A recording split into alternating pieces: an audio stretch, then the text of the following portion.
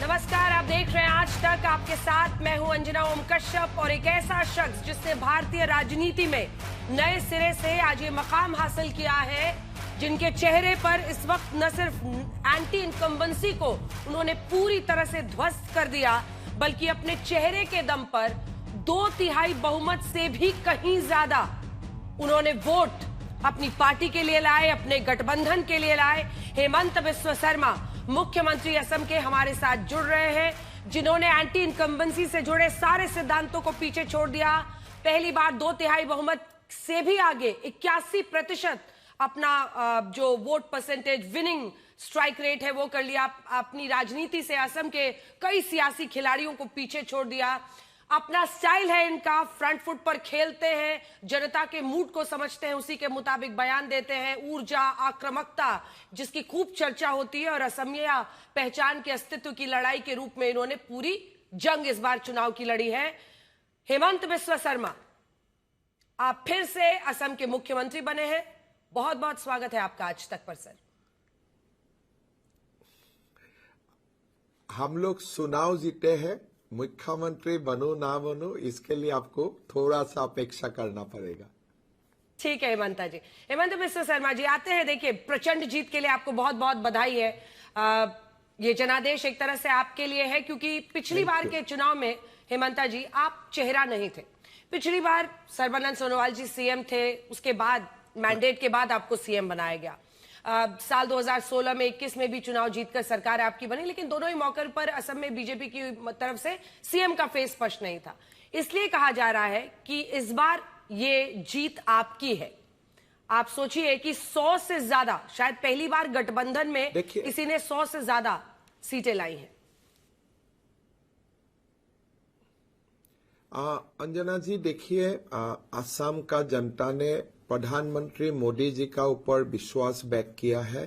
2014 से 2026 तक असम में डेवलपमेंट का बहुत बड़ा काम हुए। प्रधानमंत्री जी ने 50 बार से ऊपर असम आए, और एक तरफ हिंसा से ग्रस्त एक प्रदेश को आज एक डेवलपमेंट का मॉडल का रूप से देश का सामने खड़ा करने का काम किए हैं। डबल इंजन सरकार के लिए ये वोट है, और मैं असम का जनता को भी मेरा आभार व्यक्त करूंगा कि असम का पॉलिटिकल हिस्ट्री में कभी किसी गठबंधन और पार्टी ने इतना सीट नहीं मिले थे। ये एक प्रकार से एक ऐतिहासिक वर्डिक्ट है। मैं असम का जनता को मेरा आभार व्यक्त करता हूं। इससे पहले कांग्रेस ने बहुत पहले 70-80 के दशक में 90 के आसपास का आंकड़ा 90-92 छुआ था। पहली बार 82 सीटें बीजेपी की आई हैं, जो कि बीजेपी का अगर हम ट्रैक रिकॉर्ड देखें तो। आगे बढ़ेंगे, बहुत सारे सवाल हैं, लेकिन उससे पहले आपका डांस बहुत वायरल हो रहा है। हेमंता जी, आपका डांस बहुत वायरल हो रहा है।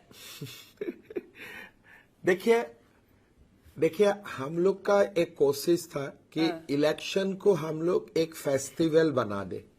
असम एक कल्चरली असम बहुत रिच है, और असम का लोग हमेशा जब एक कल्चरली कनेक्ट करने का कोशिश होता है तो जनता इसको बहुत अच्छा पाते हैं।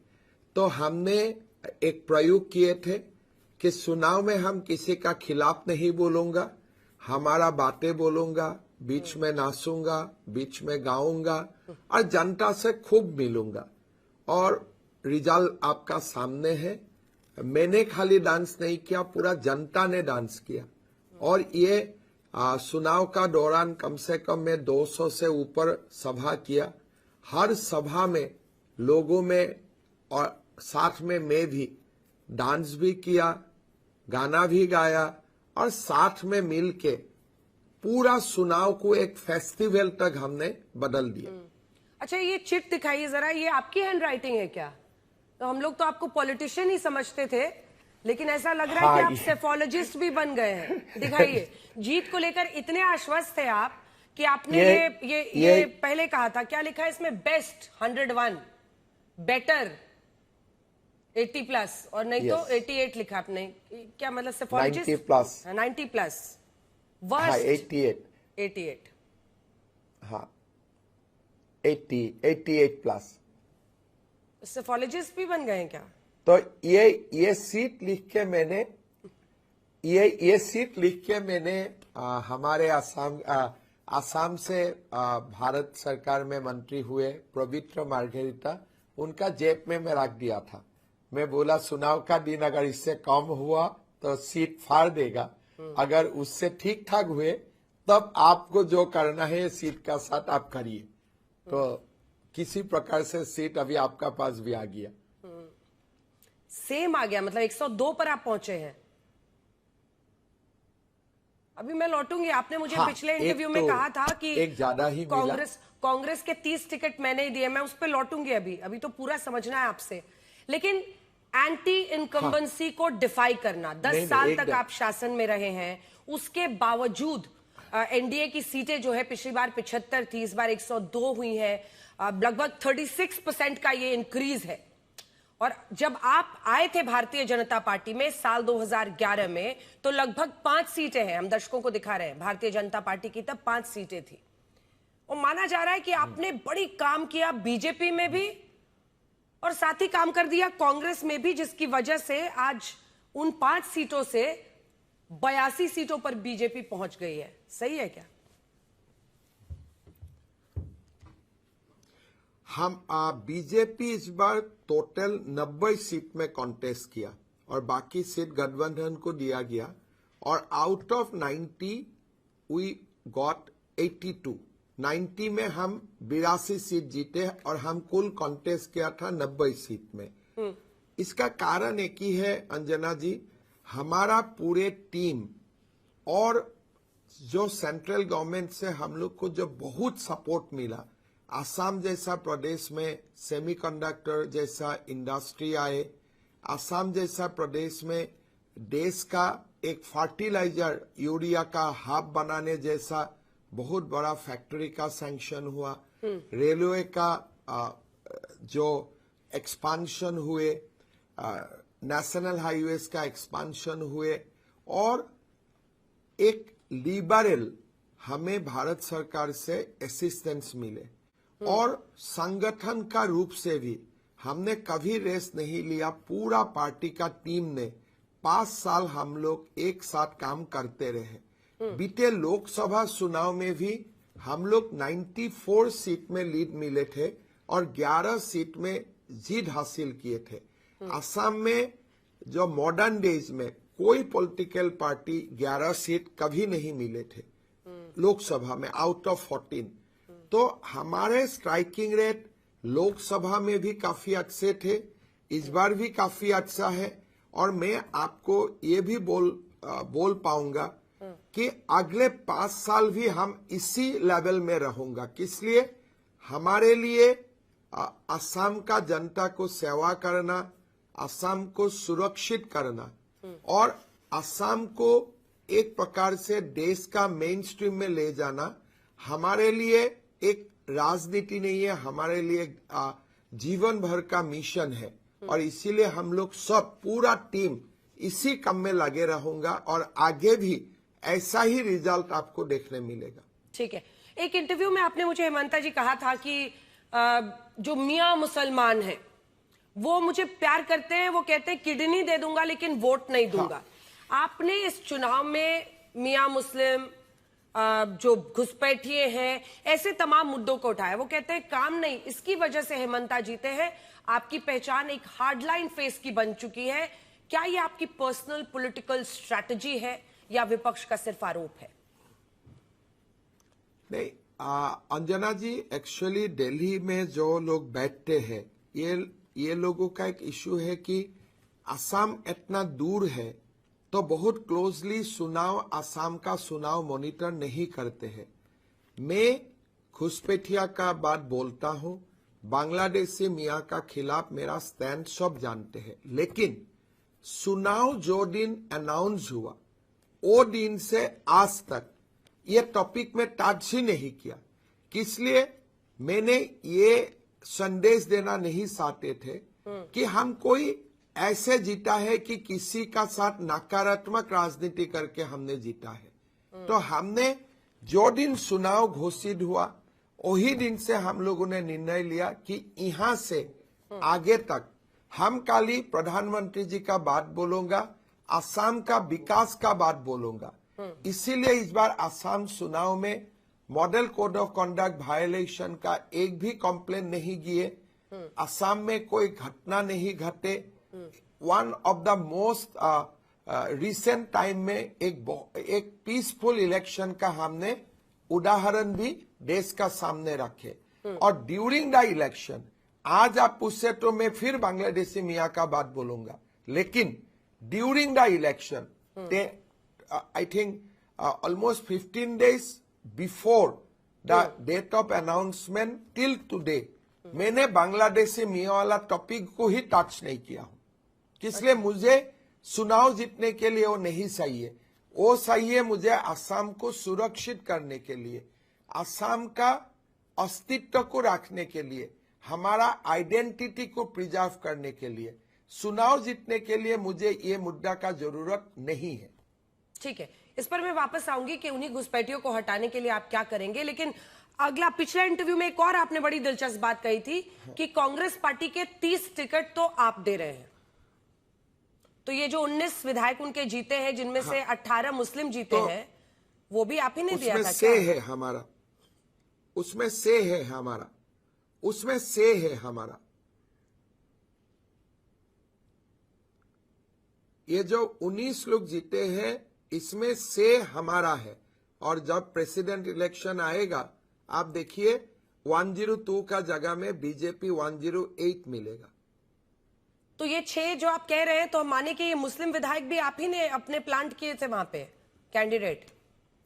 हाँ। असम में मुस्लिम विधायक हो, हिंदू विधायक हो, क्रिश्चियन विधायक हो, सब मोटा मोटी हमारा साथ अच्छा ही संबंध होते हैं। बिकॉज व्यक्तिगत दौर से व्यक्तिगत लेवल में मैं सबका साथ अच्छा संबंध रख के ही चलता हूं। अच्छा, कितने टिकट आपने, कितने आपके कैंडिडेट थे, आप ही से जानते हैं? आपने कहा था 30 टिकट मैं दूंगा, कितनों को टिकट दिया? कांग्रेस में 30 सीटें हम लोग का साथ जो अच्छा है वो लोगों को मिले थे, और 30 में से जीते। अच्छा ठीक है, अब आते हैं इस बात पर कि आपने कांग्रेस का बड़ा नेता ही मदद करता है। हाँ, कौन? हाँ, खुल के आप भी अंदाज कीजिए कि कौन कर सकता है। इसलिए हमें हमारा एनिमी कैंप में भी हमें ऑपरेट करना है। इसीलिए तो उधर से आप यहाँ आए, आपको उधर देखा ना, पाकिस्तान में जैसे काम करते थे। अच्छा बताइए कैसे कैसे? तो हमारे भी धुरंधर कांग्रेस में भी है। अच्छा, आपके स्पाइस है कांग्रेस में? स्पाइस नहीं है, वो लोग भी अपना पॉलिटिकल कैरियर है। बीजेपी आने में वो लोग नहीं जीतेंगे, इसलिए वो लोग, उनका एक अलग परिचय है। तो इसीलिए उनको कांग्रेस में ही रह के देश का सेवा करना है, थोड़ा बीजेपी को भी मदद करते रहना है। तो आपको खुश करने से उनको क्या मिलता है? अगर वो कांग्रेस पार्टी में ही है तो उनको क्या मिलेगा? कुछ नहीं, वो लोग जानते हैं कि हम लोग समाज के लिए अच्छा काम कर रहा हूं, असम के लिए अच्छा काम कर रहा हूं, और वो लोग भी खुश रहते हैं कि इसलिए असम में कोई पॉलिटिकल एनिमिटी नहीं होते हैं, सब मिल के रहते हैं, तो इसीलिए संबंध भी अच्छा होते हैं। अच्छा, आपने चुनाव आपको तो मैं पहले नहीं जानते थे, लेकिन जब से बातचीत शुरू किया तब से आप मेरा इंटरव्यू ये शायद तीसरा बार ले रहा है। जी सर, जी। अच्छा हेमंता जी, अब अगले सवाल पर आते हैं कि कांग्रेस मुस्लिम माओवादी लीग, प्रधानमंत्री नरेंद्र मोदी ने कहा था, और आपने भी कहा कि 19 में से 18 सांसद इनके देखिए विधायक है। आपने कहा कि देखिए ये सारे मुस्लिम को ही जिताते हैं, मुस्लिम लीग बन गए। एक जो हिंदू जीते हैं, वो जो एक हिंदू जीते हैं वो भी मुसलमान वोट से ही जीते हैं, इसलिए वो शेड्यूल कास्ट रिजर्व सीट थे, इसीलिए बाय डिफॉल्ट वो हिंदू हो गए। अच्छा, तो पूरा कांग्रेस असम में मियां मुसलमान का ही पार्टी है, ना हिंदू लोग उन्हें वोट देते हैं, ना हिंदू लोग उन्हें वोट देना पसंद करते हैं। अच्छा, वो तो कुछ और कह रहे हैं हेमंता जी। कांग्रेस पार्टी का कहना है कि ये जो आप 19 में से 18 और मुस्लिम में कह रहे हैं, वो कह रहे हैं इसके पीछे चुनाव आयोग की 2023 की परिसीमन प्रक्रिया है, जिनमें उन सीटों की संख्या घटाकर लगभग 36 से 22 कर दी गई जहां मुस्लिम मतदाता निर्णायक थे। कुछ इलाकों को बांटा गया, कुछ को जोड़ा गया, कुछ सीटों को अनुसूचित जाति जनजाति के लिए आरक्षित किया गया, जिसकी वजह से कांग्रेस को नुकसान हुआ और भारतीय जनता पार्टी को 82 सीटों तक पहुंचने का मौका मिला। आपका जवाब? देखिए, कांग्रेस पार्टी को ये सब बोलने के लिए शर्म आना चाहिए।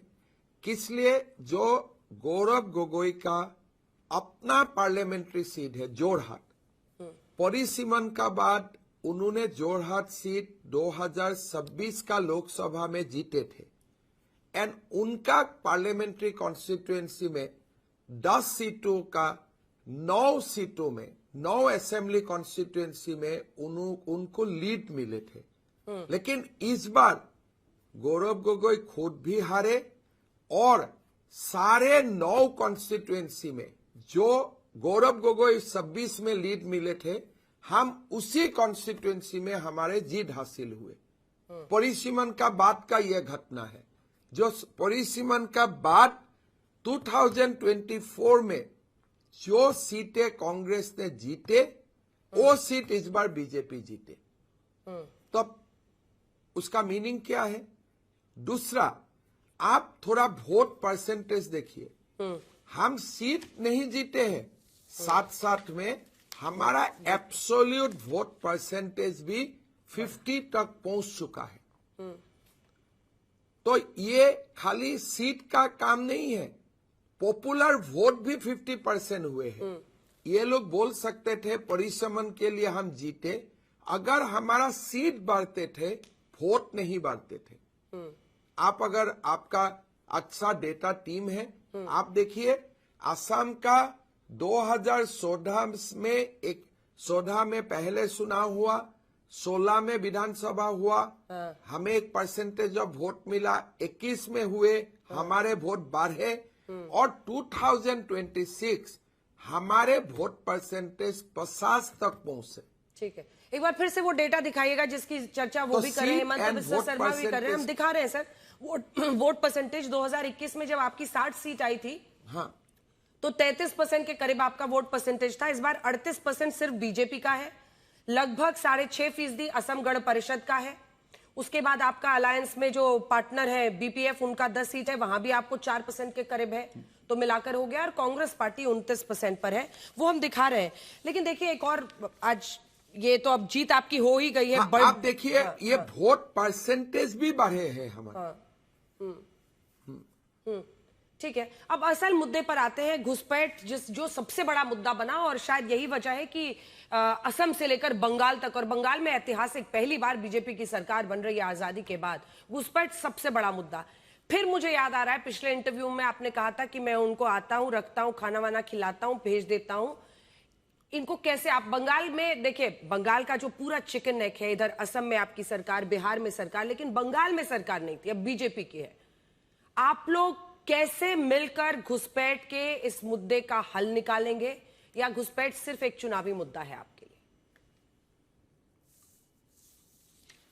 देखिए अंजना जी, पहले आपको समझना चाहिए, जब बंगाल में बीजेपी का जीत हुए, मैं परसों दिन से बोल रहा हूं, ये बीजेपी का जीत नहीं, ये भारत का जीत है। कारण क्या है? भारत और बांग्लादेश का जो सीमा है, 5 स्टेट इसको शेयर करते हैं, मिजोरम, मेघालय, त्रिपुरा, असम एंड वेस्ट बंगाल। और जो सबसे ज्यादा सीमा है वो पश्चिम बांग्ला में है। नाउ हम लोगों ने फेंसिंग खड़ा किया, मिजोरम में फेंसिंग हुए, मेघालय में फेंसिंग हुए, असम में फेंसिंग हुए, त्रिपुरा में फेंसिंग हुए, लेकिन दीदी ने वेस्ट बंगाल में हमें फेंसिंग बनाने नहीं दी। और सबसे जो बड़ा 800 किलोमीटर का जो बाउंड्री है वो पश्चिम बांग्ला में ही पड़ते हैं। तो हम अगर कोई बांग्लादेशी को पुशबैक करता हूं या बांग्लादेशी को आने में बीएसएफ रुकवाने के लिए कोशिश करता है, वो लोग तुरंत पश्चिम बांग्ला तक पहुंच जाता है। वहां का बॉर्डर फेंसिंग नहीं है, वहां से ये लोग भारत और असम, बंगाल हमारा तरफ घुस जाते थे। दूसरा, अगर हम कुछ क्रिमिनल का ऊपर एक्शन लेते हो, ये लोग पश्चिम बांग्ला से बांग्लादेश तक चला जाते हैं। 2-3 साल का बाद नया रूप से वो लोग दोबारा भारत आते हैं और फिर वो लोग भारत में अपना काम शुरू करते हैं।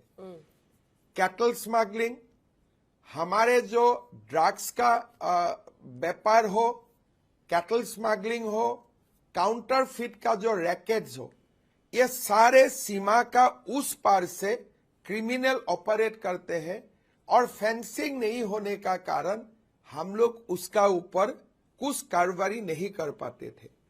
पश्चिम बंगाल का पुलिस को अगर हम लोग कांटेक्ट करते थे, वो लोग हमेशा बोलते थे कि हमारा पास पॉलिटिकल क्लियरेंस नहीं है। तो घुसपैठियों को बाहर निकालना पहला, लेकिन पहला काम सबसे पहला क्या है कि घुसपैठिया और नहीं आए। ये जो बड़ा काम थे, ये काम अभी तक हुए नहीं था। मेरा विश्वास है बीजेपी का सरकार आने का साथ साथ पश्चिम बांग्ला में बांग्ला सरकार बीएसएफ को जमीन देगा, हमारा फेंसिंग कंप्लीट हो जाएगा। इससे देश को सुरक्षा का दृष्टि से बहुत बड़ा ताकत मिलेगा।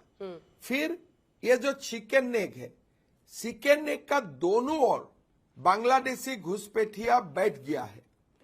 एक तो हम चिकन नेक का बात करता हूं 22 किलोमीटर, लेकिन ये 22 किलोमीटर ऐसा 22 किलोमीटर नहीं है। ये पूरा 22 किलोमीटर में बांग्लादेश से आए हुए, कौन सन में आए हैं वो अलग बात है, बांग्लादेश से आए हुए लोग दोनों ओर बैठ चुका है। इसका कारण कभी हम झूठ नहीं चाहता हूं और मेरा लगता है बांग्लादेश में फ्रेंडली गवर्नमेंट है, झूठ का युद्ध का कोई संभावना भी नहीं है। लेकिन हमारे जो चिकन नेक है, ये चिकन नेक में अगर बांग्लादेशी ओरिजिन लोग बैठे रहे तो देश का सुरक्षा का दृष्टिकोण से वो कितना तो हम स्वीकार कर सकता हूं। तो क्या कीजिएगा चिकन नेक को दोनों हेमंता जी, जी वही उसी का जवाब मैं मांग रही हूँ आपसे। आपने कहा था बांग्लादेशी मियाओं की हमने राजनीतिक रूप से हाथ पैर तोड़ दिया है, इस बार सत्ता में आएंगे तो बांग्लादेशी मियाओं की कमर तोड़ देंगे। भाई कैसे, क्या करेंगे? वो तो मैं आसाम का, देखिए मैं तो आसाम का कॉन्टेक्स्ट में वो बात बोले थे। आसाम का कॉन्टेक्स्ट में तो उनका पैर हमने तोड़ा है पॉलिटिकली, इस बार तो कमर भी तोड़ दूंगा। मतलब क्या है, वही लोग हमारा टेम्पल का जमीन कब्जा करते थे, फॉरेस्ट का जमीन कब्जा करते थे, हमारा बेटियों का ऊपर लाभ जिहाद जैसा काम करते थे। अब सारे तमाम आपराधिक कामों में वो लोग इन्वॉल्व होते थे और पूरा दिसपुर में वो लोगों का कब्जा थे, शासन तंत्र वही लोगों का हाथ में थे। तो लास्ट 5 सालों में मैं ये लोगों का कमर तोड़ा। 50,000 एकड़ जमीन ये लोगों का कब्जा से मैंने मुक्त करवाया है। लेकिन हमारा काम बहुत है। असम में कम से कम आज का दिन में 10 लाख एकड़ जमीन में वो लोगों का इलीगल कब्जा है। तो विद इन असम हमें बहुत काम करना है और असम का लोगों को जो मैं बोलता हूं कि मैं कमर तोड़ूंगा, असम का लोग समझ जाते हैं मैं क्या करने वाला हूं। बहुत कुछ बात टीवी में बोलने का नहीं होते हैं, मुझे नहीं समझ में आ रहा, परसेप्शन होता है।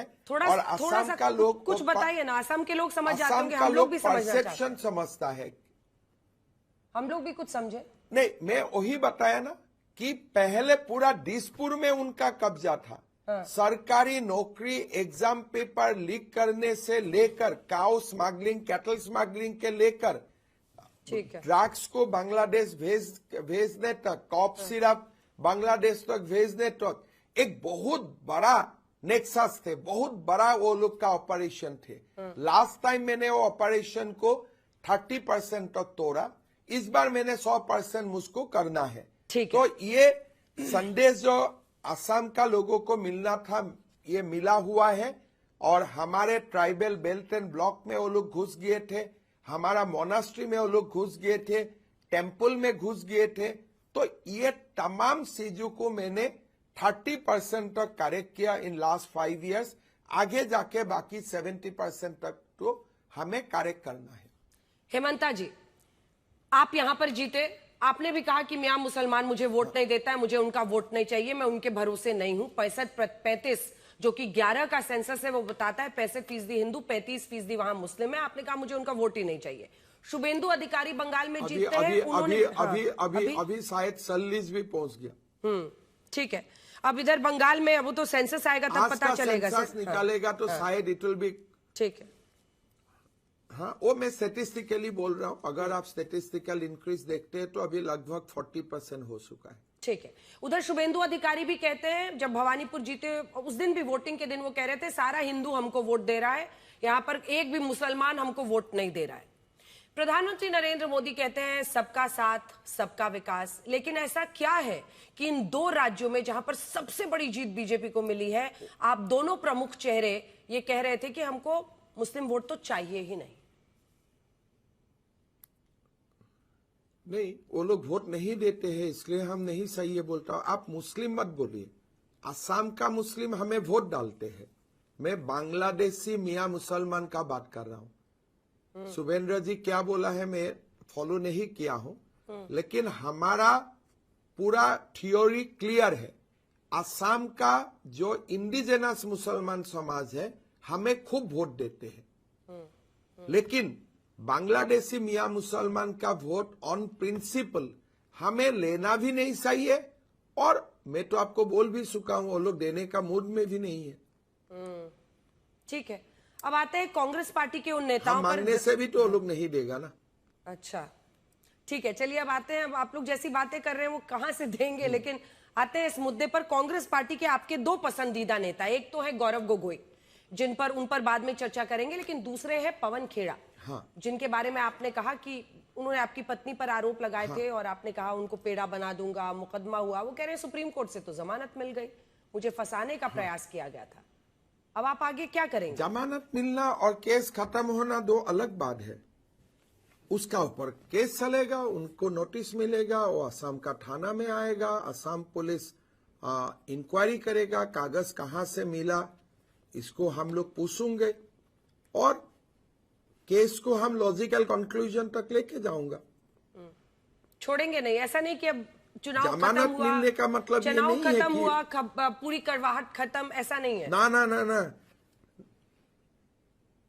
नहीं अंजना जी, मैं आपको 1 मिनट लेके एक बहुत सीरियस बात बोलता हूं। 2026 का जब पार्लियामेंट्री चुनाव हुए थे, गृह मंत्री अमित शाह जी एक हैदराबाद में स्पीच दिए थे। उनको एआई का जरिए ये लोगों ने तोड़मोड़ किया, डिस्टॉर्ट करके लोगों का सामने प्रस्तुत किया। हमने खंडन किया, लेकिन तब तक हर लोगों का व्हाट्सएप में वो जा चुके थे। इस बार भी चुनाव का पहले मेरा पत्नी का ऊपर गलत सलत एआई से फोटो बनवा के, डुप्लीकेट कागज बनवा के ये लोग प्रेस कॉन्फ्रेंस किया एग्जैक्टली 3 days बिफोर। मतलब हमें क्लैरिफिकेशन देने का मौका नहीं मिलेगा। मेरा जो संदेह है, मैं तो ऐसे मजाक में पवन खेड़ा का बात बोलता हूं, लेकिन आप थोड़ा देर के पवन खेड़ा को छोड़ दीजिए। कांग्रेस पार्टी को मेरा लगता है राहुल गांधी का यह नया टूल किट है कि चुनाव का 1 दिन पहले एआई का इस्तेमाल करके, 2 दिन पहले एआई का इस्तेमाल करके बीजेपी का ऊपर कुछ सनसनी वाला एलिगेशन लाया जाए या वीडियो रिलीज किया जाए। नहीं तो पवन खेड़ा को यह गलत दस्तावेज का साथ कांग्रेस का ऑफिशियल पार्टी ऑफिस से और ऑफिशियल मीडिया रूम से इसको प्रेस कॉन्फ्रेंस करने का जरूर इजाजत कोई नहीं देते थे। तो पवन खेरा इज जस्ट ए प्रेजेंटेटर। ये कागज किसने बनाया कि ये कांग्रेस का साजिश है, पूरा देश में रेप्लिकेट करेगा, आगे यूपी का चुनाव में करेगा, उत्तराखंड में करेगा। तो ये इलेक्टोरल आउटकम को इन्फ्लुएंस करने के लिए ये मेरा पत्नी और पवन खेरा का जुड़ नहीं है। हमारा सर्ज है कि ये टूल किट है to influence the outcome of election, to influence the हमारे डेमोक्रेटिक सिस्टम को इन्फ्लुएंस करने का ये एक साजिश थे। तो इसीलिए पवन खेरा का वो दिन में गुस्सा में था, पवन खेरा को बोला। लेकिन जो एफआईआर है, एफआईआर पवन खेरा एंड अन जो बाकी लोग एंड अदर्स, मतलब हमें जाना है कि पवन खेरा का पीछे कौन है। क्या एक राज्यसभा में सीट के लिए ही पवन खेरा ये काम किए थे कि इसका आगे भी कुछ और षड्यंत्र है? तो हमें ये इन्वेस्टिगेशन बहुत सीरियसली लेना है और ये इन्वेस्टिगेशन को हमें लॉजिकल कंक्लूजन तक लेके जाना है। ठीक है, अब आप मुझे 30 सेकंड दीजिए, क्योंकि आपने राहुल गांधी का नाम लिया। राहुल गांधी ने पोस्ट किया है वोट चोरी से, अभी से 9 घंटे पहले उनका एक पोस्ट है, वोट चोरी से कभी सीटें चुराई जाती है, कभी पूरी सरकार। लोकसभा के 240 बीजेपी सांसदों में से मोटे तौर पर अगर आप देखें तो हर छठा सांसद चोरी से जीता है। पहचानना मुश्किल नहीं, क्या उन्हें बीजेपी की भाषा में घुसपैठिए कहें या हरियाणा, वहां तो पूरी सरकार ही घुसपैठिया है। जो संस्थाएं अपनी जेब में रखते हैं, जो मतदाता सूची और चुनावी प्रक्रिया को तोड़ मरोड़ देते हैं, वो रिमोट कंट्रोल्ड है। उन्हें असली डर सच्चाई का है, क्योंकि निष्पक्ष चुनाव हो जाए तो आज ये 140 के पास भी नहीं जीत सकते, ऐसा राहुल गांधी कह रहे हैं। तो निष्पक्ष चुनाव का मतलब क्या है? क्या यहां में कोई आर्मी ने वोटिंग करवाया है क्या? कोई यहां में कोई लोगों ने आपको बताया है कि आसाम का लोगों ने आपको बताया है कि इस चुनाव में कुछ गड़बड़ी हुआ है? राहुल गांधी तो ओमान में है, उनको कैसे मालूम हुआ आसाम में चुनाव कैसे हुआ? आपको कैसे पता चल गया वो ओमान में है? अगर आसाम में चुनाव निष्पक्ष, वो तो सोशल मीडिया में पूरा पब्लिसिटी है, कैप लगा के घूम रहा है उधर। यहां कांग्रेस हारा है, वहां वो लाइफ एंजॉय कर रहे हैं।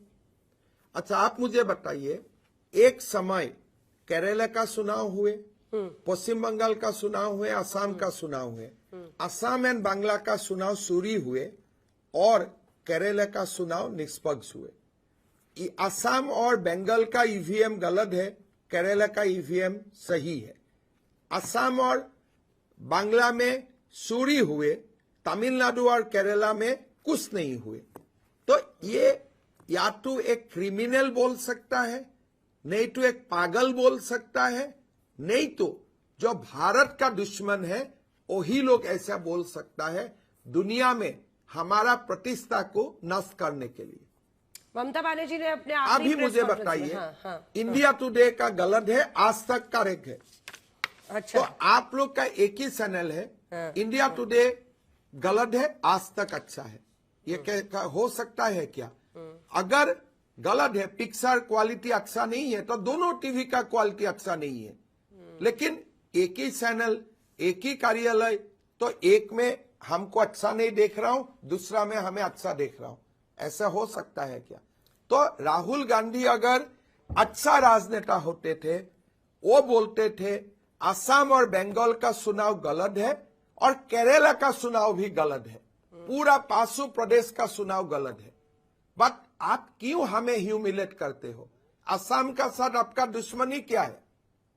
केरला अच्छा है, असम खराब है, तमिलनाडु अच्छा है, असम खराब है। आप इसी का कारण असम का लोग आपको ये ट्रीटमेंट दिया है।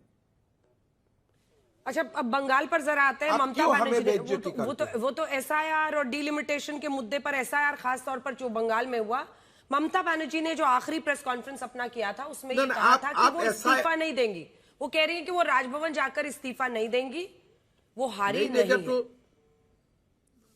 अच्छा है, तो राजभवन का एक कप साई सेविंग्स हो जाएगा और उनको डिसमिस किया जाएगा। अगर राजभवन कोई सीएम जाते हैं राजभवन में, तो साई संदेश खिलवा जाते थे एज ए कार्टसी, तो राजभवन का 1 कप चाय और 1 संदेश सेविंग हो जाएगा। ममता बनर्जी जाए ना जाए, गाड़ी रुकेगा क्या? 9 तारीख तो शपथ होने वाला है। आपको पता है क्या सीएम कौन बनेगा वहां? आपको ज्यादा पता होगा, मैं बाद में आपको ही फोन से पूछूंगा। ठीक है सर।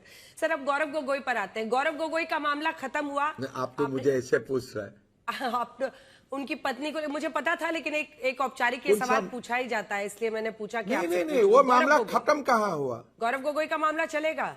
नहीं, ये तो शुरू हुआ ना अभी।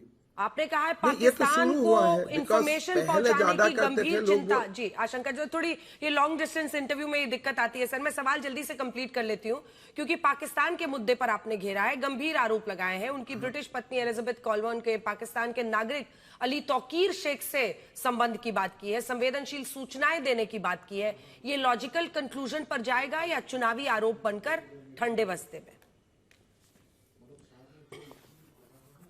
देखिए, हमने भारत सरकार को सबूत का साथ दस्तावेज पेश किया हो और हमने भारत सरकार को रिक्वेस्ट किया हो कि आगे इसका कार्रवाई किया जाए। आपने ही बोल रहा है कि गौरव गोगोई का ब्रिटिश वाइफ है, मतलब क्या है? 10 साल शादी हुए, अभी भी आपने ब्रिटिश वाइफ ब्रिटिश को ही रखा है, इंडियन वाइफ अभी तक नहीं बना है। मतलब क्या है? मतलब भारत का ऊपर आपका परिवार का निष्ठा, आपने अपना दोनों बेटा बेटियों को आपने ब्रिटिश सिटीजनशिप दिलवा दिया। ये घर में जो दिन गौरव गोगोई वोट डालने गया, ना उनका साथ, ना उनका वाइफ थे, ना उनका बच्चा थे, किसके तीनों फॉरेनर्स है। पूरा चुनाव हुए, जैसे हर परिवार आ जाता है चुनाव में मदद करने के लिए, उनका कोई नहीं है, because nobody is a citizen of India. और पाकिस्तान का साथ जो संपर्क है, we have proof that. And Gaurav Gogoi आज तक डिनाई नहीं किया है। मेरा ऊपर एक डिफामेशन केस भी नहीं डाला है। मैं तो हर चैनल में सीधा बोल रहा हूं वो पाकिस्तानी एसेड है, तो मेरा ऊपर क्यों आज तक एक डिफामेशन केस नहीं डालते हैं? एफआईआर भी करने वो दिन उन्होंने प्रेस कॉन्फ्रेंस में बोला था कि मैं एफआईआर करूंगा। मैं तो आज तक इंतजार कर रहा हूं, कोई एफआईआर ही नहीं हुए। तो इसीलिए ये मुद्दा सीरियस मुद्दा है, नेशनल सिक्योरिटी से रिलेटेड मुद्दा है, and we will keep pursuing it, but finally the call is with the government of India. ठीक है, अब अगले सवाल पर आते हैं। आप पर फोकस करते हैं हेमंत बिस्वा शर्मा जी। आप कांग्रेस से साल 2015 में आए, जिसका मैंने पहले भी रेफरेंस दिया। साल 2011 में जब बीजेपी चुनाव लड़ी थी तो उसकी 5 सीटें आई थी।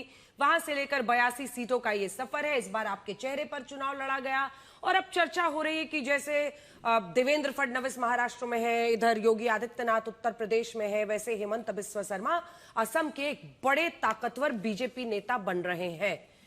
आप इसको किस तरह से देखते हैं? क्या आने वाले दिनों में असम के बाहर भी, आने वाले वक्त में भारतीय जनता पार्टी के नेशनल लीडरशिप की लिस्ट में भी आपकी ताकत बढ़ेगी? देखिए अंजना जी, एक थोड़ा सा इसमें एक डिफरेंस है। असम में जो हम लोग कर रहा हूं, ये हमारे लिए जीने और मरने का लड़ाई है। We are fighting a battle in Assam against Bangladeshi घुसपैठिया and to secure Assamese identity. मेरा जीवन ही, जब मैं क्लास 5 में थे तब मैं असम एजिटेशन में शामिल हुए थे 1979। मेरा जीवन ही असम को सुरक्षित करने के लिए समर्पित है। तो मेरा पॉलिटिकली दिल्ली जाना, नेशनल लीडरशिप होना, ये एक अलग ट्रेजेक्टरी है, लेकिन मेरा जो काम है ये असम को सुरक्षित करने का काम है। इसीलिए हमारे लिए जो हम लोग जो राजनीति कर रहा हूं, ये राजनीति हमारे लिए जीने और मरने का है। बाकी एक पॉलिटिकल सब लोगों का ऊपर जाते हैं, अच्छा पोजीशन लेते हैं, लेना भी चाहिए, अच्छा काम करते हैं, लेकिन हम लोग जो हमारा जो पीढ़ी असम में राजनीति कर रहा हूं, हम लोगों के लिए असम का सुरक्षा सबसे ज्यादा इम्पोर्टेंट है। बाकी हमारा पार्टी का अपना अंदाज है, काम करने का अपना तरीका है। पार्टी का मैं कार्य करता हूं, पार्टी जो निर्णय होगा वो निर्णय होते रहेगा। लेकिन हमारे लिए politics is not a politics like what we do in the ordinary level. हमारे लिए पॉलिटिक्स है असम को सुरक्षित करने का एक लाइफ लॉन्ग मिशन है, लाइफ लॉन्ग एम्बिशन है। कई लोग ये भी मानते हैं कि महिलाओं का आपको इसलिए वोट मिला है, इस पर जरा आती हूँ कि स्कीम्स पर बड़ी चर्चा होती रही है। हालांकि इस चुनाव ने डिफाई कर दिया। 1500 रुपया पश्चिम बंगाल में ममता बनर्जी भी देती थी और अनुसूचित जाति के लोगों मतलब दलितों को वो 1700 महिलाओं को देती थी, लेकिन वो हार गई। आपने भी वहां पर पैसा दिया और एक साथ आपने बिहू बोनस ज्वाइन करके, जितना मुझे याद आ रहा है 8000 या 9000 दिया था आपने। क्या उसकी भी भूमिका रही आपको चुनाव? 9,000। क्या उसकी भी भूमिका रही आपको चुनाव जिताने? देखिए मैं आपको एक ही बोलता हूं कि जरूर आप जब माताओं को कुछ मदद करते हैं, माताओं का एक ग्रेटिट्यूड वाला एक कैरेक्टर होते हैं। लेकिन हमारा असम में जो हम ये सारे स्कीम करता हूं, इसका कोहट बहुत छोटे हैं। 9,000 रुपया दिया, लेकिन कितना माताओं की दिया? 1.5 करोड़ या 3 करोड़ पॉपुलेशन का अगेंस्ट में we gave it to only 35 lakhs। हमारा कोहट बहुत छोटा है। उल्टा जो लोग नहीं मिले वो लोग नाराज होने का संभावना ज्यादा थे। इसलिए हमने कभी, जैसे वेस्ट बंगाल में लक्ष्मी भंडार, it is a general universal scheme है। झारखंड में मैया यूनिवर्सल स्कीम है। बंगाल में महाराष्ट्र में लाडली बहना यूनिवर्सल स्कीम है। असम में ये यूनिवर्सल स्कीम नहीं है। बहुत ही छोटे कहूट में हम लोगों ने कुछ करने का काम किया। जहां आप बोलते हैं हम इकट्ठा क्यों दिया, कारण बिहू का समय और एक सरकार आने में, नया बजट होने तक वोट ऑन अकाउंट से यह पैसा नहीं ला जा सकते थे। और असम में लोग बिहू में अगर नहीं मिलते थे तो ये गरीब को उधार लेने पड़ते थे। तो इसीलिए हमने ये किया और इस बार नहीं किया, हर साल ये हम करता हूं। हमने कोई नया काम नहीं किया हूं। हमारे जो स्कीम 2019 से सलाह हुए थे उसी को हमने आगे बढ़ाते रहा। अच्छा, आप मुझे कुछ अपने एक्सपीरियंसेस बताइए, क्योंकि आपके बड़े सारे वीडियो पूरा कर लीजिए।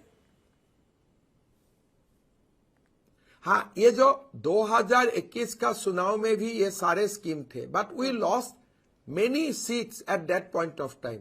तो ठीक है, थोड़ा मदद मिलते हैं, लेकिन यही एक एब्सोल्यूट रीजन नहीं हो सकता है। अगर गांव का रोड खराब है तो 1,000 रुपया पॉकेट में जाने से, गांव का अगर हॉस्पिटल में डॉक्टर मेडिसिन नहीं है, स्कूल में टीचर नहीं है, पीने के लिए पानी नहीं है, I think this only cash transfer is not the ultimate medicine कि आप इसी से चुनाव जीत जाएगा। बिल्कुल, मैं भी यही मानती हूँ कि महिलाओं को ओवर सिंप्लीफाई भी नहीं करना चाहिए कि सिर्फ पैसे की वजह से वो वोट दे देंगी किसी पार्टी को। लेकिन हेमंत बिस्वा शर्मा जी, इस जनादेश ने आपके ऊपर बहुत बड़ी जिम्मेदारी भी डाली है।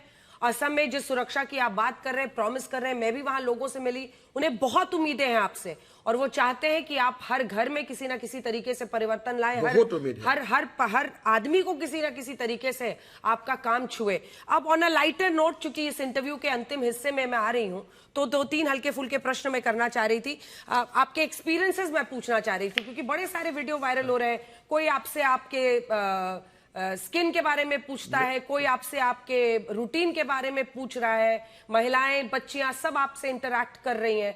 तो आप उनको क्या कहते हैं? कुछ अगर चुनाव के वक्त प्रचार के दौरान के आपका अनुभव रहे तो बताइए हमारे दर्शकों को, जो दिलचस्प वाले हो वही।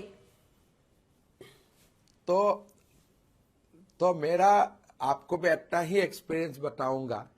असम में मैं जब भी चुनाव में जाता हूं या सभा में जाता हूं, 80 इयर्स का ग्रैंड मदर से लेकर 16 साल तक जो कॉलेज गोइंग गर्ल्स है, सभी लोग मुझे पकड़ लेते हैं, मतलब इन ए पॉजिटिव सेंस, हमें सुम्मा भी दे देते हैं और पूरा नाखून से पकड़ के मेरा खून भी निकाल देते हैं। तो मेरा आशीर्वाद यात्रा किया हर दिन कम से कम मेरा नाखून से काटने का कारण हर दिन मेरा 40 या 50 इंजुरी होते थे।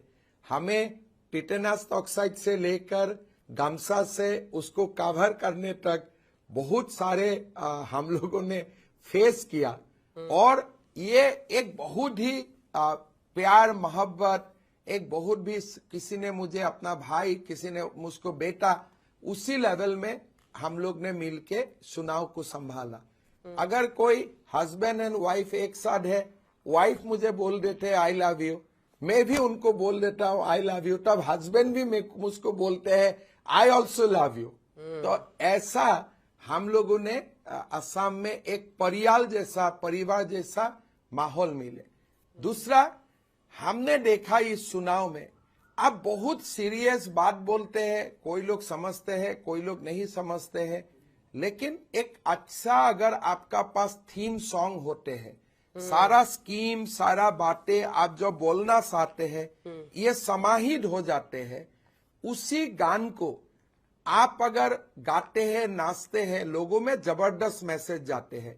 असम में गाने हैं, मैं असमीज में बोलता हूं, फिर मैं हिंदी बोलता हूं। आको एबार मोदी सरकार, और एक बार मोदी सरकार, ये जो गाना है, ये गाना असम का हिस्ट्री में सबसे हिट सॉन्ग है। इसलिए ये गाना असम का हर परिवार, हर माता, हर पिता, हर बेटा, हर बेटी जानते हैं। और इस गान अगर कहीं भी बजा दिया जाता है, लोग नाचना शुरू कर देते हैं। इसलिए ये गान में ये जो पर्टिकुलर एक गाना प्रस्तुत किया गया, उसमें पूरा बीजेपी का मैसेज है, डेवलपमेंट का बात है। अगर मीटिंग में मैं भाषण भी ना दो, खाली ये गाना को बजा के हम लोग नाचते हो, मेरा मीटिंग कंप्लीट हो जाते हैं। मैं कोई सारा मीटिंग में स्पीच नहीं दिया, खाली 3 बार ये गाना को बजा के हम लोग ने नाचे और मैं फिर सल वहां पास आ गया। समय का कम था, फटाफट 15 मिनट्स में मेरा मीटिंग ओवर भी हो जाते थे। ये गाना इतना स्ट्रांग थे, बहुत ज्यादा कम्युनिकेशन होते हैं। मेरा ये 25 साल, ये 13 में मेरा राजनीति का 25 साल होगा, मतलब एमएलए बनते हुए 2001 में मैं पहला बार एमएलए बना था, 13 में मेरा 25 साल होगा। मैंने ऑब्लेट मेरा एक असम का कॉन्टेक्स्ट में मेरा एक इनोवेशन है कि चुनाव सभा में बहुत ज्यादा सीरियस बात आप ना बोले, नाच के, गान के, गा के, वेरी लाइटर मूड में। हेमंता जी वो वीडियो है, थोड़ा सा सुना देते हैं। हेमंता जी बिल्कुल, एक सेकंड सुनिए ना, आप ही का गाना है, सुनाइए। का मंत्र भी जनता ने सुना और जो आपने पहले किया है वो भी देखा है। जितना बड़ा जनादेश उतनी बड़ी जिम्मेदारी। अंजना जी मैं 1 मिनट लेता हूँ, जल्दी से। अंजना जी मैं 1 मिनट लेता हूँ, 1 सेकंड। आपने ये गान का सुने, इसमें हमने क्या बोला कि मोदी जी ने स्किल इंडिया किया, भूपेन हजारिका को भारत रत्न दिया, असम में ब्रह्मपुत्र का ऊपर 3 पुल बनाया। सारे डेवलपमेंट का बात हम एक गीत का जरिए, गान का जरिए हमने जनता का पास लेके गया और अब जनता का उत्साह आपने खुद भी देख रहा है। जितना बड़ा जनादेश उतनी बड़ी जिम्मेदारी, इसी बात पर छोड़ देते हैं। बहुत बहुत धन्यवाद आपका हेमंत बिस्वा शर्मा जी, और एक बार फिर से बधाई। धन्यवाद अंजना जी, बहुत धन्यवाद। देश दुनिया की बाकी खबरों के लिए आप देखते रहिए आज तक। आज तक देश का सर्वश्रेष्ठ न्यूज चैनल।